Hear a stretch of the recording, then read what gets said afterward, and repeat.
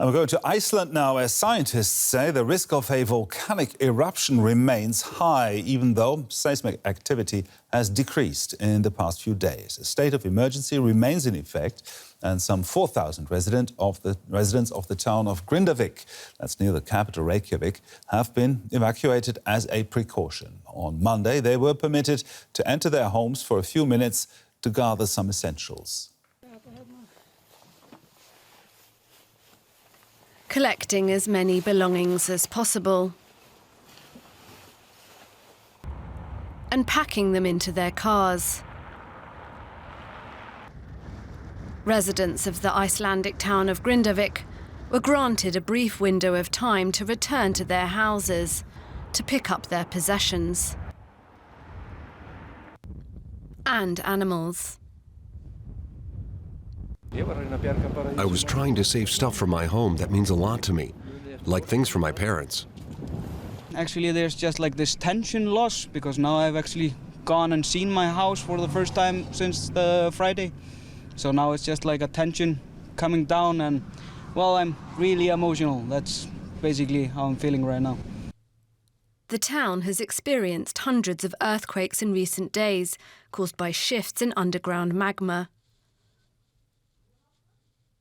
creating huge cracks in roads and buildings, which could indicate that a nearby volcano is about to erupt. Authorities are restricting access to the area and telling people to collect their possessions quickly and then leave. I know that during the last eruption you could feel the magma moving underneath the ground, and we're not feeling that yet, but I think an eruption could occur very rapidly, so we shouldn't hang out. Many residents are staying in shelters, waiting to hear if and when it is safe to return home. But for more of the situation there, I'm now joined by Ari Trausti Gudmundsson.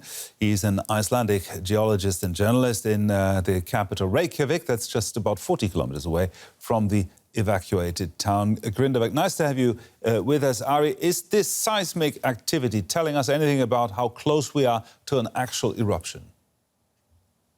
Yeah, well, it's really doing that, because we know that the magma is about 500 to 800 meters below the surface at certain points, and the state of emergency is still valid. And actually, the instruments, they were showing more of sulfuric gases being emitted. So there was a flash evacuation right now at about 4 o'clock. From the town, from the few people that were allowed into the town, and as well the neighboring geothermal power plant. So yes, the state of emergency is still there, and the volcanic eruptions could be imminent. But there are other signs of showing the same dilation of the earth crust as we have before. So it's not stopping, so we have to really think about facing a volcanic eruption either in a few hours or at least 1 or 2 days ahead. Now, this might not be the most urgent thought for anyone in Iceland, but what would an eruption here mean for international air travel? We all remember the eruption of the volcano that erupted in 2010. Can we expect something similar? Well, I have to pronounce the name for you once, Eyjafjallajökull in 2010. And, well, this is different. The most likely scenario is a lava eruption with lava fountains being emitted from some sections of the volcanic fissure. Small craters being formed. There is not a big central volcano as the Eyjafjallajökull really is. It's in the south, at the south coast of Iceland. But there is also a small likelihood that the eruption might occur at the seabed of the coast, because we know that this magma-filled fissure has extended into the area close to the coastline.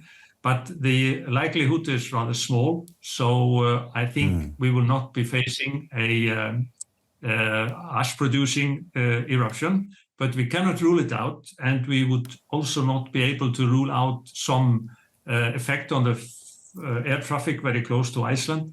But I think it will not affect the mainland in any way. Now, is it possible to protect infrastructure, houses, homes in the affected area? Well, people have been allowed to visit their homes in small groups, and as you saw from the report, that the damage is considerable. Some houses have been damaged, some larger buildings have been damaged as well.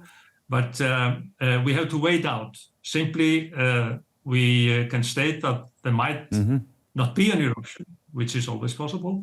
But if an eruption occurs, we have to wait out where the lava is heading, and later on, we have to assess the damage. And there is a special fund in Iceland.